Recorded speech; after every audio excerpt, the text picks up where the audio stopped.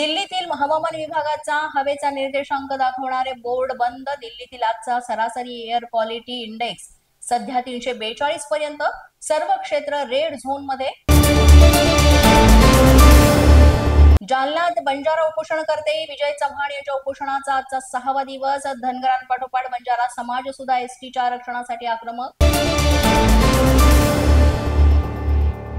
मेळघाटातील मजुरांना 5 महिन्यांपासून मनरेगाचं वेतनच नाही. 5 कोटी अडकल्यामुळे दिवाळी अंधारात. पाड्यांमध्ये देखील शांतता. वेतन मिळालं नसल्यामुळे मजुरांचं स्थलांतर.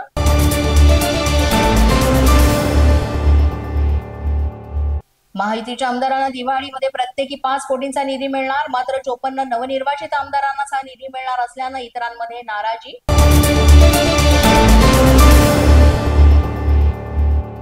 कोल्हापुरात दरवर्षी दिवाळी पाडव्यानिमित्त म्हैस पळवणं आणि सौंदर्य स्पर्धा आयोजित. स्पर्धेत अनेक पशुपालक शेतकरी सहभागी. म्हशीच्या पाठीवर वेगवेगळे संदेश लिहिण्यात आले.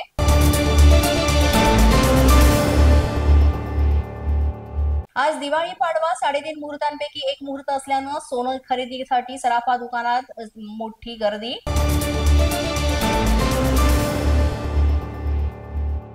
नांदणी इथल्या माधुरी हत्ती संदर्भात आज हायपॉवर कमिटीकडे सुनावणी होणार. माधुरीला परत आणण्याचे सर्व प्रयत्न सुरू.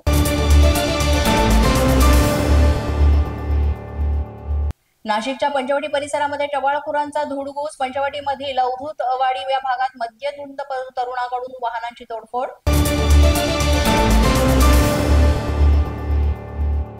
पुढील 5 दिवसात महाराष्ट्रातील अनेक जिल्ह्यांमध्ये पावसाचा अंदाज. ऐन सणासुदीच्या वेळेस वादळी पावसामुळे लोकांची तारांबळ.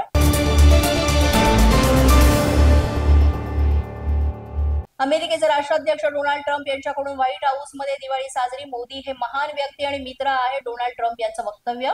पोलीस माझा न्यूजच्या बातमीपत्रात आज इतकंच. तुम्हाला आमचं बातमीपत्र कसं वाटतंय याबाबत अवश्य अभिप्राय कळवा. यासाठी पोलीस माझा न्यूजचं युट्यूब चॅनल सबस्क्राईब करा. तसंच आमचं फेसबुक, इंस्टाग्राम आणि ट्विटर अकाउंट फॉलो करा. अधिक माहितीसाठी आमच्या www.policemazhanews.com या वेबसाईटला भेट द्या. आमचे अधिकृत प्रतिनिधी व्हायचं असेल तर स्क्रीनवर दिलेल्या क्रमांकांवर आजच संपर्क साधा. आजच्या बातमीपत्रात इतकंच. पुन्हा भेटूया पुढील बातमीपत्रात. तोपर्यंत पाहत रहा पोलीस माझा न्यूज.